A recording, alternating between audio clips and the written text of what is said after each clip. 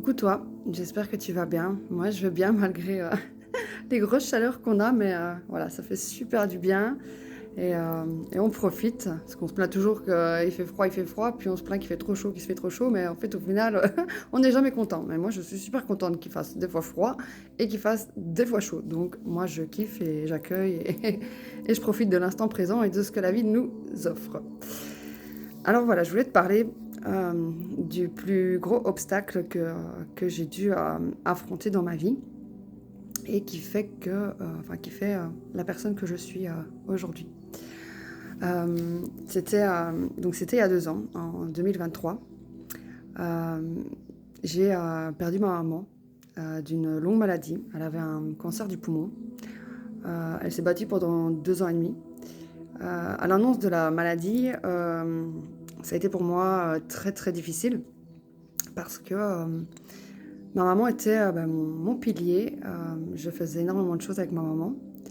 On travaillait au même endroit, dans le même service. Tous les midis, on mangeait ensemble. J'étais constamment avec elle et je suivais à chaque fois ce qu'elle me disait. Et donc, quand j'avais besoin d'un conseil ou d'un avis, c'est la première personne à qui j'allais parler. Et mon Dieu, qu'est-ce qu'elle m'écoutait. Je ne sais pas des fois comment elle faisait. Elle n'arrêtait pas de m'écouter sans jamais se plaindre, mon Dieu. Quand j'y repense, je me dis qu'elle avait vraiment une grosse force de caractère et ça s'est confirmé tout au long de la maladie. C'était une femme ouais, avec une énorme force de caractère et qui ne s'est jamais laissée abattre malgré les difficultés qu'elle a rencontrées. Et en fait, quand on a appris sa maladie, on savait l'issue, hein, vu qu'il n'y avait pas, il y avait pas de guérison possible à long terme, on va dire. Disons que la maladie a pris 2 ans et demi et donc on a stabilisé et après à chaque fois c'était toujours un jour ça va, puis 3 mois après ça va plus, puis hop ça va mieux, puis ça va. Enfin voilà, je vous explique, je vous expliquerai hein, quand je vous parle de ça parce que je pense que de nombreuses personnes l'ont vécu et ou le vivent actuellement. Donc voilà, donc c'est toujours des coups durs sur coups durs et puis il y a des moments de calme et voilà quoi. Évidemment, voilà, quand on a appris sa maladie, moi j'ai été beaucoup, beaucoup affectée. Et je pense que j'ai entamé en fait déjà avant mon processus de deuil. Je me suis mis à fond dans le sport. Et en fait, je pense que je voulais lui prouver qu'elle pouvait me faire confiance et je pense qu'inconsciemment, voilà, vu que j'avais toujours l'impression, en fait, depuis toute petite, qu'elle me couvait et qu'en fait, je devais, enfin, voilà, elle me couvait tellement en fait que j'avais en fait du mal moi à me dire que j'étais capable de faire les choses par moi-même. Et, euh, et donc du coup, j'ai entamé ce processus. De surpassement de moi pour, en fait, pour lui prouver que, voilà, que j'étais capable de gérer ma vie comme tout le monde et que j'étais adulte et que j'étais plus une enfant et que je savais me gérer. Ça a été un parcours franchement super que j'ai entamé. Et la vie m'a amenée justement à m'éloigner petit à petit d'elle. J'ai été déplacée au niveau de mon travail, on m'a changé d'endroit, donc je suis toujours restée, je suis restée dans la même structure, on va dire, mais j'ai été à un autre endroit, donc je ne la voyais presque plus, ou en tout cas je la voyais moins. Euh, et en fait, ça m'a permis petit à petit en fait d'apprendre à vivre en la voyant un peu moins. Et, euh, et en y repensant, je me dis que franchement, heureusement que je suis passée par là. Parce que je pense que si j'étais pas passée par là, je pense que j'aurais eu difficile le jour de son départ. Euh, en fait, j'étais contente en fait de lui montrer voilà, cet accomplissement dans le sport surtout, pour lui prouver que voilà, que j'étais bien, que j'étais heureuse, que j'avais une vie, heureuse. Parce que je me souviens encore d'une parole qu'elle m'a dite, parce que voilà, mon frère et ma sœur sont mariés et elle attendait qu'une chose, bah, c'était que je me marie. Parce que pour elle, elle pensait que voilà, être mariée, c'était être heureuse et je me souviens que je lui ai dit cette parole en lui disant: «Maman, tu sais, c'est pas parce qu'on est marié qu'on est heureux». Je dis: «Moi, je suis pleinement heureuse même si je suis pas mariée et même si je suis seule». Donc donc voilà et donc ouais, donc en fait, ouais, donc c'est ça, je me suis, j'ai entamé ce processus de deuil avant sa mort. C'est même, incroyable de dire ça, mais en tout cas, c'est comme ça que moi je vois les choses aujourd'hui et le jour de la mort de ma maman, beh, ça a été, pour moi plus une libération en fait, qu'une perte. Après je ne vais pas dire que j'ai rien ressenti et que j'ai eu facile. Non, non, non, c'était pas ça du tout. J'ai eu difficile, hein, comme tout le monde, dans notre famille. Mais disons que j'avais déjà une approche différente, hem, de la vie après la mort. Parce que, bah, j'étais déjà en fait depuis longtemps, dans cette recherche de comprendre qu'est-ce qu'il y a après la vie et disons que la maladie a accéléré en tout cas ce processus et donc voilà, donc le jour de son décès, moi je l'ai vécu vraiment comme une libération et j'ai été même heureuse pour elle, hem, bah, qu'elle ne souffre plus parce que c'était, voilà, sur la fin c'était très difficile pour moi de la voir souffrir et hem et pour elle aussi, c'était le même cas parce qu'elle sur la fin, beh, quand on en arrive à ce stade, beh, je pense que la personne en elle-même aussi en a marre et veut arrêter de souffrir et donc voilà, donc ça c'était son cas. Donc voilà.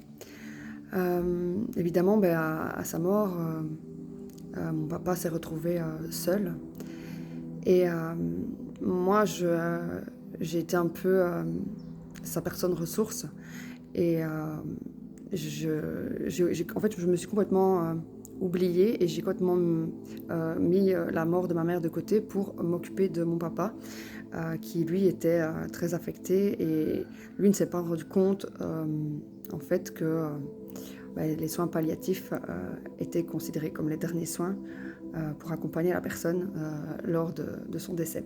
Donc ça a été pour lui, un choc émotionnel et heu et moi j'ai pris ce rôle bah, d'être là pour lui en mettant, moi mes émotions de côté et moi ma tristesse, de côté.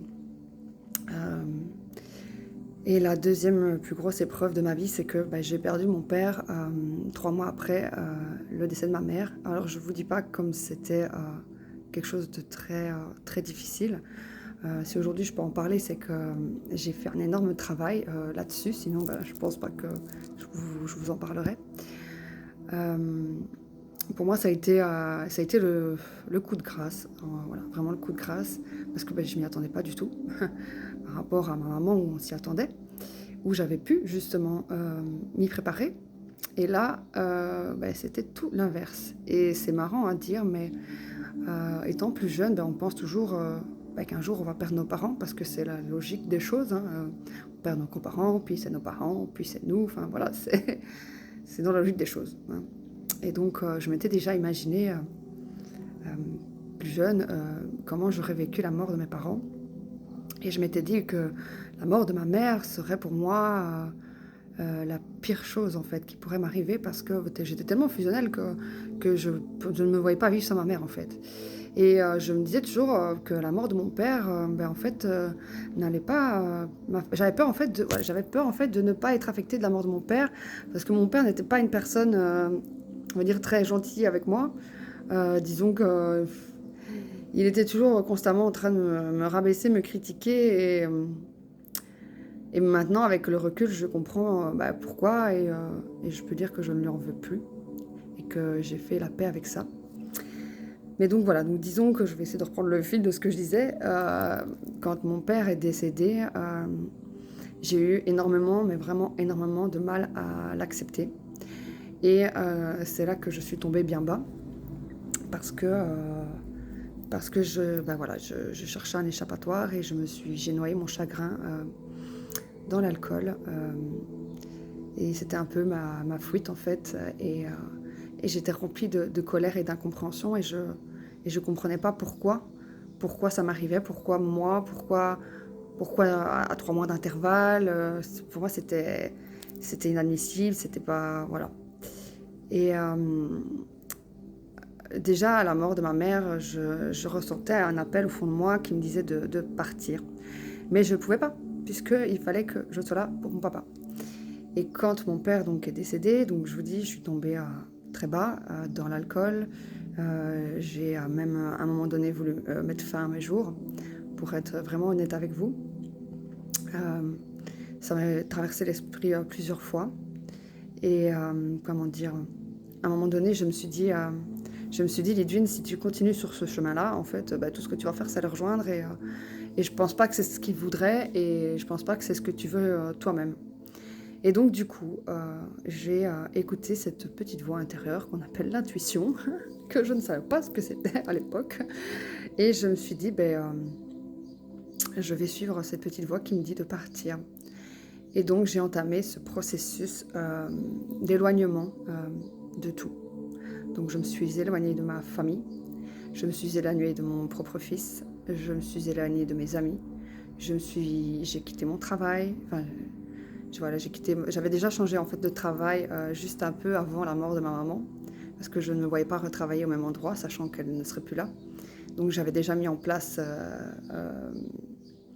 j'avais déjà changé de travail, j'avais remis mon C4 et j'avais trouvé un autre emploi complètement différent de l'emploi que je faisais. Mais à la mort de ma mère, pour m'occuper de mon père, j'ai arrêté de travailler. Sans me soucier de ce qui allait se passer, parce que je me retrouvais sans travail. Mais en fait, je m'en foutais carrément. Mais vraiment, carrément. Et donc, à la mort de mon père, 2-3 mois après la mort de mon père, je suis partie. J'ai aussi quitté mon compagnon de l'époque. Et je suis partie à l'autre bout du monde, à la recherche. En fait, à l'époque, je savais vraiment pas en fait, ce que je recherchais. Mais je pense que je cherchais en fait à avoir un contact avec mes parents. Parce que j'avais déjà cette croyance, parce que voilà, je ne dis pas que ma croyance est la croyance de tout le monde, donc ça va peut-être résonner avec certains comme ça ne va pas résonner avec d'autres. Mais en tout cas, ma croyance, c'était qu'il existait une vie après la mort.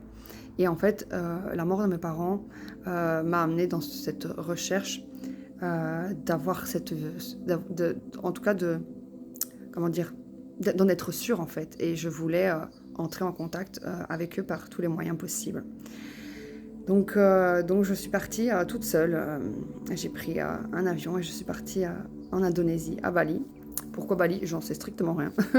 Franchement, j'ai tapé sur internet retraite parce que voilà, pour moi c'était je cherchais une retraite de guérison. Mais au fond de moi, je recherchais un contact en fait avec eux. Ça a duré 2 ans. 2 ans que j'ai fait ça. J'ai fait retraite sur retraite. Je suis allée dans toutes sortes de choses, que ce soit dans des retraites très calmes, avec du yoga, que ce soit des retraites de méditation. Et ça, j'en parlerai dans d'autres vidéos pour ne pas m'éloigner du sujet, on va dire. Mais voilà, j'ai entamé vraiment j'ai été dans plusieurs voies, que ce soit les livres aussi. J'ai commencé à encore plus lire. J'ai fait des méditations, j'ai même été jusqu'à aller prendre des médecines ancestrales, que ce soit dans le chamanique et d'autres choses, que je vous en parlerai plus tard parce que je ne suis pas encore prête à tout vous dévoiler. Et donc voilà, donc j'ai entamé plein de choses. J'ai vraiment été dans plein de domaines différents dans cette quête de qu'est-ce qu'il y a après la mort. Et dans cette quête, j'ai souvent été frustrée parce que j'y arrivais pas. J'arrivais à d'autres choses, mais pas à ça. Et donc pour moi, c'était des échecs. Et j'ai été jusqu'à carrément renier ma vie en Belgique et à vouloir partir au bout du monde pour vivre une autre vie, carrément. Et finalement, je suis toujours là, en Belgique. Et en fait, j'ai juste suivi en fait, ce que la vie voulait que je fasse. Et la vie m'a mis des obstacles pour me faire rentrer et me faire revenir ici. Et en fait, pourquoi je vous parle de tout ça, en fait, c'est parce qu'en fait, tout ce processus que j'ai entamé pour entrer en contact avec mes parents ne m'a pas amené là où je voulais, mais m'a amené sur complètement autre chose. Et cette autre chose-là, c'est la découverte en fait de moi-même. En fait, c'est pas eux que j'ai été trouver, c'est moi. Et pourquoi je vous parle de tout ça? Parce qu'en fait, tout a un lien avec mes parents. Et je pense que ça pourra peut-être vous parler. En fait, toute notre vie, en fait, on agit en fonction de comment on a été éduqué. Et en tout cas, dans nos relations, on recherche toujours, je pense inconsciemment, l'amour qu'on n'a pas eu étant enfant. En tout cas, l'amour qu'on aurait voulu. Parce que je ne dis pas que j'ai manqué d'amour. Loin de là, j'ai eu une chouette enfance. J'ai manqué de rien. Mes parents n'ont jamais divorcé. Enfin, donc je peux pas dire que j'ai été traumatisée de mon enfance, voilà. Mais en tout cas, moi, je ne me suis pas. Il manquait quelque chose en fait. Et je manquais de reconnaissance. Je manquais de reconnaissance vis-à-vis de mon père, mais par contre vis-à-vis de ma mère, je manquais de liberté. Et donc inconsciemment, dans mes relations, que ce soit mes relations de couple ou mes relations amicales, je suis allée rechercher des personnes en fait qui ont agi de la même manière que mes parents en fait. Par exemple, pour les hommes, j'allais toujours rechercher des hommes dominants qui en fait ne me valorisaient pas, ne me voyaient pas et étaient égoïstes et pensaient qu'à eux, comme mon père, tout simplement. Et vis-à-vis de ma maman, ma maman était très contrôlante et donc c'était toujours elle qui choisissait. Donc dans mes relations amicales, en tout cas, c'était comme ça. C'était toujours moi qui disais oui, amène à tout et j'écoutais et je suivais en fait le groupe, en gros, enfin le groupe ou les personnes. Et, et ça, j'en ai pris conscience au fil de mes recherches et de toutes les pratiques que j'ai été faire. Donc j'ai pris conscience de tout ce processus en fait qui était là depuis longtemps en fait. Et je me suis dit mais mince, c'est aberrant quoi. Et comment jusqu'au jour où, enfin, je veux dire, pendant ces 2 ans, il y a eu tellement de choses que je ne saurais pas tout vous expliquer, mais quand on prend conscience de ce qui se passe et qu'on voit ça comme si on était au-dessus de nous-mêmes, c'est là qu'en fait on sait enclencher les changements et c'est comme ça en fait que moi je me suis trouvée et que en fait j'ai pu travailler sur mes blessures en fait, parce qu'en fait ce sont juste des blessures d'enfance et le fait déjà d'en prendre conscience, c'est déjà un énorme pas en avant.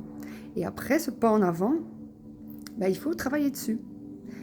Et c'est comme ça, en fait, qu'on peut arriver à se libérer de tout ça. Et ce que je pourrais vous dire aussi, c'est qu'on est constamment aussi à aller voir, en fait, ce qui se passe à l'extérieur de nous et à aller chercher des choses à l'extérieur pour nous rendre heureux. Alors qu'au final, en fait, on a tout, en fait, à l'intérieur de nous-mêmes. Et en fait, aller à l'extérieur, en fait, c'est juste combler des manques. Mais oui, ça nous comble, mais sur le moment, enfin, ou par période. Et puis après, pouf, quand on revient dans notre vie et qu'on ne fait plus cette chose-là, ou qu'on ne prend plus cette substance, ou qu'on, voilà, enfin, si je peux dire, par exemple, un exemple concret vis-à-vis de moi, c'est que j'ai fumé des joints pendant très très longtemps. Après, il y avait des périodes où j'arrêtais, mais il y a toujours des périodes voilà, que je recommençais. Ma mère, mon Dieu, si vous saviez, n'approuvait pas ça, hein. Ce que je peux comprendre, mais en fait, pour moi, c'était comme un échappatoire, parce que, en fait, c'était la manière, en fait, que moi, je me sentais vivre et que je me sentais enfin, en tout cas, je me sentais libre entre guillemets, mais je me sentais en fait déconnectée, voilà, c'est ça, j'étais déconnectée en fait de la réalité qui faisait qu'en fait j'étais moins mal en fait. Mais ça me convenait à l'époque, hein, ça me convenait très bien. J'allais travailler, puis je rentrais, je fumais mes joints, et puis je, je zonais, on va dire, toute ma soirée, et puis hop, le lendemain, je recommençais ma journée comme si de rien n'était. Mais au final, je faisais que postposer mon problème qui était à l'intérieur de moi. Et je ne voulais pas, en fait, affronter la, qui je suis, et je ne voulais pas, en tout cas, aller découvrir ce qui se passait au fond de moi, c'est-à-dire au fond de mes émotions. Parce que tout est lié à notre côté émotionnel. Parce que ce qui fait qu'on n'est pas bien, en fait, au final, ce sont nos émotions. C'est tout simplement ça. Parce qu'en fait, quand on ressent une émotion, le but, enfin, la meilleure manière, en fait, de les vivre pleinement, c'est de les accepter, de la vivre et de la libérer. Et la plupart des gens, en fait, en général, restent bloqués dans leurs émotions. Et donc, s'ils ont une émotion de colère, hop, ils vont être en colère pendant longtemps. Et c'est comme ça. Sauf qu'à un moment donné, ils vont prendre des choses où ils vont faire du sport pour combler leur colère, ou alors ils vont boire, ou alors ils vont fumer, ou alors ils vont aller dans complètement autre chose. Ça peut être plein de choses, ça peut être aussi le sexe. Ça peut être... En fait, à partir du moment où tu fais quelque chose dans l'excès, c'est toujours qu'il y a quelque chose qui ne fonctionne pas et que c'est toujours en fait un substitut en fait, pour compenser quelque chose, en gros. De ce que moi j'ai compris et perçu en tout cas. Donc voilà. Et en fait, toute cette recherche de contact avec mes parents, en fait, m'a reconnectée en fait avec mes émotions. Et en fait, je suis passée par tout plein d'émotions en fait que j'avais enfouies au fond de moi et que j'avais jamais voulu ressentir. Et c'est vrai que je me souviens quand j'étais plus jeune, on me disait tout le temps, mais Lydune, en fait, t'es jamais triste, t'es jamais en colère. En fait, t'as l'impression que toujours tout va bien. Au final, ouais, j'allais peut-être bien, mais j'étais pas heureuse non plus. Donc, en fait, ouais, je ressentais rien. En fait, oui, c'est vrai, je ressentais pas. En fait, même, j'avais du mal à ressentir la joie, j'avais du mal à ressentir la colère. Et des fois, de temps en temps, ça m'arrivait d'avoir un pic de colère. Et quand ça arrivait, c'était une déflagration totale. Et les gens se disaient, mais mon Dieu, qu'est-ce qu'il lui prend, quoi. En gros, c'était ça. Et, euh, et donc voilà. Et en fait, voilà. Pourquoi je vous dis tout ça? Parce que ça a été la plus belle chose qui me soit arrivée, je veux dire, à l'heure actuelle.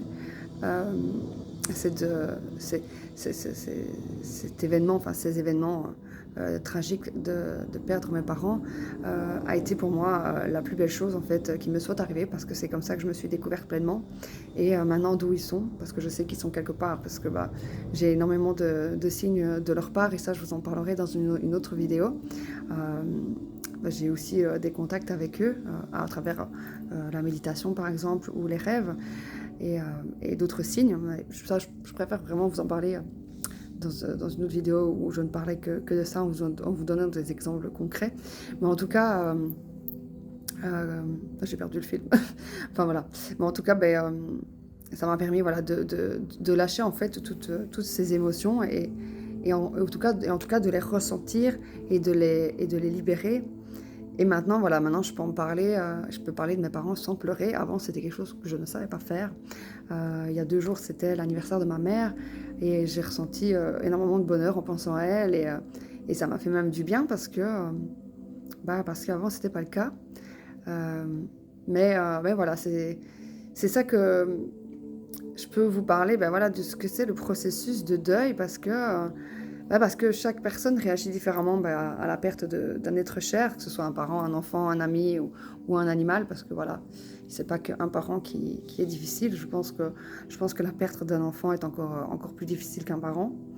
Mais en tout cas, voilà, chaque événement arrive dans notre vie en fait parce qu'on est prêt en fait à pouvoir le surmonter et parce que voilà, rien n'est hasard dans la vie et moi c'est comme ça que j'ai perçu les choses, c'est que si voilà, si mes parents sont décédés, c'est que moi en fait je devais en tirer quelque chose de positif et voilà, moi ça m'a ouverte à énormément de choses et ça m'a permis voilà, de me découvrir moi Parce que si j'avais jamais perdu mes parents, je serais toujours la Lidwine d'avant qui s'écrase et qui se laisse faire et qui ne s'impose pas et qui au final ne sait pas qui elle est.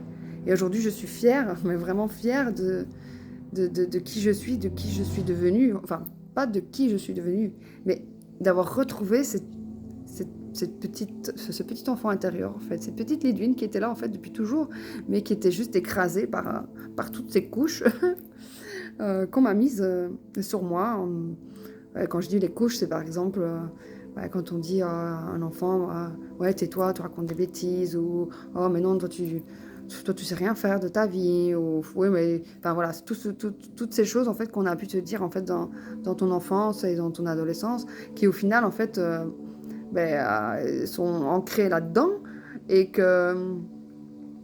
qu'en fait, tu penses vraiment que tu es comme ça, hein. Moi, à un moment donné, je pensais vraiment que j'étais conne et que que tout ce que je disais, c'était des conneries. D'ailleurs, je prenais jamais la parole, déjà. Je prenais jamais la parole, même dans un repas de famille. Moi, j'écoutais les gens parler. Ou quand on jouait à des jeux de société, ça me faisait rire. Parce que quand je disais une bonne réponse, c'était limite, on faisait la fête parce que Lidune avait donné une bonne réponse, quoi. C'était... Alors que voilà, enfin... Alors que maintenant, maintenant, en fait, je vois que les gens viennent à moi et quand je dis des choses, les gens sont même étonnés de ce que je dis et je vois qu'à travers ce que je transmets, soit dans une simple conversation en allant par exemple chez ma kiné, si elle m'écoute, ben voilà, je lui fais un gros bisou parce que j'adore parler avec elle, mais en fait, je remarque que quand je parle aux gens, je vois qu'on m'écoute et que ce que je dis leur fait du bien. Et ça, wow, pour moi, c'est juste énorme et ça me remplit le cœur, quoi. Et évidemment, voilà, tout ça n'aurait pas été possible si j'étais pas passée par tout ça. Euh, Après, je sais que chaque personne va faire son processus par rapport à la perte de quelqu'un. Et il y a des gens que ça va prendre pas longtemps, d'autres ça va prendre très longtemps. Mais voilà, c'est ok, c'est comme ça. Mais à trop vouloir s'accrocher aux événements, aux choses, au passé, ou ce qu'on aurait pu faire et ne pas faire, c'est comme ça qu'on reste bloqué en fait dans notre mal-être et qu'on tourne en rond en fait dans cette petite boucle. Et c'est quand on va au-delà de ça qu'on se rend compte que tout est surmontable en fait. Et que de toute façon, s'il y a quelque chose après, en tout cas moi je sais qu'il y a quelque chose après, j'en suis convaincue et j'en suis certaine, je sais qu'un jour je vais les retrouver. Et je sais que le jour où je vais les retrouver, je serai super heureuse.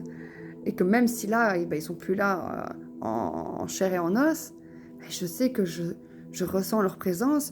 Pas à tout moment évidemment, mais il y a toujours des moments en fait où je capte leur énergie et je ressens leur présence et ça me fait vraiment chaud au cœur. Et c'est comme ça que j'avance et que je peux me dire aujourd'hui que voilà, mon deuil est terminé. Mon processus de deuil est fait et que quand je parle de mes parents, j'en parle avec mes joies et avec cœur et avec amour et je suis heureuse et je leur souhaite de là où ils sont, qu'eux soient heureux et ça c'est ce qui m'importe le plus parce qu'on dit souvent aussi que quand on pleure nos morts, c'est la meilleure manière en fait de ne pas les laisser évoluer dans leur cheminement qu'ils ont après, parce que après la mort, il y a aussi tout un processus après la mort, hein, si ça résonne avec vous en tout cas, hein. Enfin, je pense que les gens qui vont m'écouter, ça résonnera certainement avec eux. Donc, à pleurer nos morts, en fait, on les rattache. Et c'est pas ce qu'il y a à faire. Parce que eux aussi, nous, on a notre processus de deuil à faire, mais eux, ils ont leur processus à faire dans l'au-delà. Et donc, si on est constamment dans cette culpabilité, dans cette tristesse, dans cette colère, en fait, au final, on fait juste que leur mettre un point, en fait, là où ils sont, et en fait, on empêche eux-mêmes leur évolution. Et donc, pour que nous, on évolue, eux doivent évoluer, et inversement. Et donc voilà. Je ne sais pas si j'ai encore quelque chose à vous dire, mais Mais voilà, en tout cas, je voulais vous partager, vous partager ça parce que bah, c'était quelque chose pour moi de très important. Et je sais, voilà, aussi ce que je voulais dire, c'est que bah, les personnes qui me connaissent et qui ont écouté cette vidéo, je sais qu'ils m'ont certainement jugé dans tout ce que j'ai entamé. Euh, mais pour moi, c'était nécessaire. Il y a des gens, par exemple, qui se tuent au travail, qui vont se mettre à fond dans le travail, ou qui vont, voilà, enfin, qui vont prendre tout un autre chemin que moi j'ai pris. Et je sais qu'en fait, on a certainement dû me juger en me disant: oh mon Dieu, mais Ludivine, elle est folle, qu'est-ce qu'elle fait? Elle renie tout le monde, elle se barre, elle part en vrille. Mais au final, si moi c'était ok avec moi, si pour moi c'était mon chemin à faire, si pour moi c'était ma façon moi d'être mieux et de justement de surmonter la mort de mes parents, mais qu'est-ce que ça peut vous faire? Mais laissez-moi vivre ma vie pleinement et c'est tout, voilà. Si ça vous convient pas, mais ça c'est votre problème à vous, c'est pas le mien. Et là on en revient encore au jugement, parce qu'on est tout le temps constamment dans le jugement. Mais si pour moi c'était mon processus, et si moi ça m'a amené là où ça m'a amené, et si maintenant je me sens heureuse et pleine de vie dans ma vie, eh ben c'est ok, mais c'est ce qu'il me fallait. Mais s'il y a une personne qui a besoin de se mettre au travail et de travailler, eh ben c'est son processus, eh ben c'est ok. Donc pourquoi en fait juger les gens constamment? Ben, ça sert à rien. Parce que ben voilà, chacun est comme il est et chacun aura besoin de ce qu'il veut. Moi j'ai besoin de ça. Eh ben voilà. Et ça, c'était voilà, même si on me critique maintenant, même si on a pu me critiquer dans le passé, moi, je suis OK avec ça et que je l'accepte. Et franchement, je m'en fous. Mais ça me dépasse complètement, en fait. Parce que moi, en fait, je m'en fous de la vie des gens. Je m'en fous. Si la personne, elle décide de se mettre au sport, ou elle décide de se mettre dans le travail, ou elle décide de se morfondre et de s'habituer sur son sort, ben c'est ok avec elle. Si c'est ok avec elle et si elle a besoin de ça, ben voilà, c'est ok avec moi. Et la personne la plus importante dans notre vie, ben c'est nous-mêmes. Avant de pouvoir être épanoui avec quelqu'un d'autre, que ce soit en couple ou ben, surtout en couple, ben, tu peux pas être épanoui dans un couple si tu t'aimes pas pleinement. Donc au final, la personne la plus importante, ben, c'est toi-même. Donc sois heureux avec toi-même.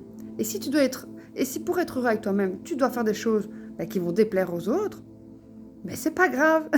C'est pas grave. Fais-le. Parce que si tu le fais pas, ben un jour tu vas te dire, bah merde, putain, j'avais tellement envie de faire des choses dans ma vie et je les ai pas faites. Et tu vas regretter ça.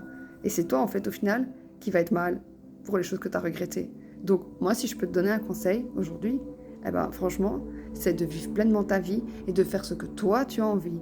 Même si ça déplaît aux autres, même si tu vas être jugé, même si tu vas être critiqué. Eh ben, franchement, je peux te dire un truc, mais tu t'en fous. Tant que c'est OK avec toi, tu t'en fous du reste. Parce que les gens qui t'aiment et les gens qui te respectent et les gens qui vont te comprendre, ils comprendront. Et ceux qui vont pas vouloir comprendre et qui vont te juger et te critiquer, c'est pas grave. Si eux, ils ont décidé d'agir comme ça et de ne plus faire partie de ta vie, eh ben c'est ok. Moi, à l'heure actuelle, je préfère avoir des relations authentiques dans ma vie et des personnes qui vont être dans la bienveillance avec moi et qui, en tout cas, vont être être honnêtes avec moi, qu'en fait, que d'être avec des personnes en fait qui vont me faire croire en fait qu'ils m'apprécient et et qui sont gentils avec moi, mais qui en fait qui derrière moi en fait disent tout le contraire. Donc voilà. Donc moi en tout cas c'est toute la compréhension que je fais de tout ça parce qu'aussi quand on perd un être cher, bah, c'est là aussi qu'on voit les personnes qui vont être là pour nous. Et malheureusement, bah, pour ma part, j'en ai... En tout cas, peut-être que moi, je l'ai perçu comme ça, mais c'est vrai que je ne me suis pas sentie soutenue. Mais c'était dans mon message, ça, c'est encore un jugement Enfin, c'est un jugement que j'avais, en tout cas, à l'époque. Hein. Mais en fait, dans notre mal-être, on ne peut... La meilleure personne qui peut nous aider dans notre mal-être, c'est nous-mêmes. On peut avoir des aides extérieures qui vont nous aider, mais si la personne ne veut pas se faire aider, ça ne marchera pas. Donc voilà. Et la meilleure personne qui peut t'aider, ben, c'est toi-même. Parce que tu as toutes les capacités au fond de toi pour tout surmonter à partir du moment où tu le veux vraiment et où tu en es. Et quand tu le veux vraiment, c'est là que tu mets des choses en place et c'est là que tu es capable d'y arriver. Voilà, tout simplement. Il ne faut pas aller chercher des choses à l'extérieur parce que toutes les choses sont à l'intérieur de nous-mêmes. Et voilà. Après, bien sûr, il y a plein de choses qui nous permettent d'y arriver. Et ça, je pourrais en parler dans des autres vidéos. Quelles sont les techniques que moi j'ai employées pour justement me guérir. Mais, je veux dire, la décision principale, elle n'est pas... C'est pas quelqu'un qui m'a dit, Lidune, tu dois faire ça. Voilà, c'est ça que je voulais en venir. C'est moi-même, parce que si je vous explique avec mon papa, moi je voulais aider mon papa dans son processus de deuil vis-à-vis de ma maman. Donc j'étais constamment tout le temps derrière lui, et j'étais tout le temps dans être là, l'aider, mais lui ne voulait pas d'aide. Donc en fait, je donnais mon énergie pour rien parce que lui ne voulait pas qu'on l'aide. Et donc du coup, c'était peine perdue. Et donc c'est ça d'où l'importance que il ne faut pas perdre son temps, des fois, à vouloir aider les gens qui ne veulent pas être aidés. Et si la personne ne te demande pas d'aide, ne lui en apporte pas. Si maintenant la personne vient te voir et te dit « Voilà, écoute, moi j'ai ça comme problème, j'ai besoin que tu m'aides », là, ok, là tu peux lui dire « Écoute, oui, je vais t'apporter mon aide, je vais essayer du mieux que je peux », parce que voilà, après, on n'a pas toujours toutes les ressources nécessaires pour pouvoir aider les gens. Mais en tout cas, il faut que la personne soit en demande. Et ça, c'est quelque chose de très, très, très important. Ça, je l'ai compris avec mon papa. Parce que j'ai essayé de l'aider du mieux que j'ai pu. Et au final, je me suis juste... éteinte à petit feu. Et au final, ça n'a servi à rien. Et c'est marrant, je voulais vous parler aussi, tant que ça vient à mon esprit, je voulais vous parler aussi de ce principe de dualité, parce que j'ai vécu, les deux décès ont été complètement différents. Ma mère, elle s'est battue pour vivre, et mon père, lui, il s'est laissé aller pour mourir. Et ça, c'est vraiment un grand principe de vie, c'est le principe de la dualité. C'est le bien et le mal. En gros, c'est ça. Et ça, c'est quelque chose que j'ai découvert, quoi. Et voilà, quand les choses doivent se passer, elles se passent. Et on a beau faire ce qu'on veut, si une chose doit se passer, elle se passera. Et donc, il faut juste être dans le lâcher-prise, dans l'acceptation. Et c'est la meilleure chose à faire. C'est ça. Parce que plus tu t'accroches à quelque chose et plus tu fais face à quelque chose, plus cette chose, elle te revient fois 1000. Donc voilà. Ça, c'est le lâcher-prise. Et c'est vrai qu'au début, moi, je ne comprenais pas quand on me disait lâche-prise. Ouais, mais lâche-prise, c'est quoi lâche-prise? Maintenant, je sais ce que c'est de lâcher-prise. C'est d'accepter pleinement les choses qui arrivent à toi. Et des fois, c'est des choses difficiles, mais voilà, tout est surmontable dans la vie. Donc voilà, je pense que je me suis un peu beaucoup répétée dans ce que je disais, mais comme je vous ai dit encore une fois, je ne prépare pas de texte. J'ai juste certains points que je sais que je vais parler et puis je me laisse aller dans, dans mon blabla. Et donc voilà, je sais qu'il va me falloir un peu de temps pour apprendre à bien canaliser mes pensées pour pouvoir mieux poser mes mots et mes partages. Mais voilà, je sais que ça va se faire... c'est dans le poids là, de toute façon c'est dans le processus et j'apprends sur l'instant présent et c'est comme ça que j'avance. Donc voilà. Écoute, j'espère que j'ai pu t'éclairer et en tout cas peut-être que mon partage va te donner des petites clés pour ton évolution ou pour ta compréhension de certaines choses. En tout cas, moi, c'est le but de mes partages. Hein. Je fais pas ça pour qu'on s'appuie sur moi, pas du tout. C'est vraiment tout l'inverse. C'est justement pour pouvoir aider à d'autres personnes qui peut-être ont traversé les mêmes épreuves ou qui les traversent actuellement ou qui les ont traversées. Voilà. Et maintenant, bah, si tu as envie de partager bah, quelque chose de ton expérience à toi, eh ben, ça avec, voilà, fais-le si tu en ressens le besoin. Moi, en tout cas, ça me dérange absolument pas. Et si je partage, c'est aussi pour qu'on voilà, pour qu'on me rende l'appareil et pour peut-être que moi aussi, ça va m'aider aussi. Et peut-être que moi, je vais me dire, bah, d'un côté, je vais me dire, bah, que je suis pas seule aussi dans dans ce que j'ai vécu. Et, euh, donc voilà. Bah écoute, voilà, j'espère que j'espère que ça aura résonné avec toi et que tu pourras avoir un œil différent hein, par rapport à mon expérience de vie. Et encore une fois, je ne dis pas que mon expérience est la meilleure des expériences de vie.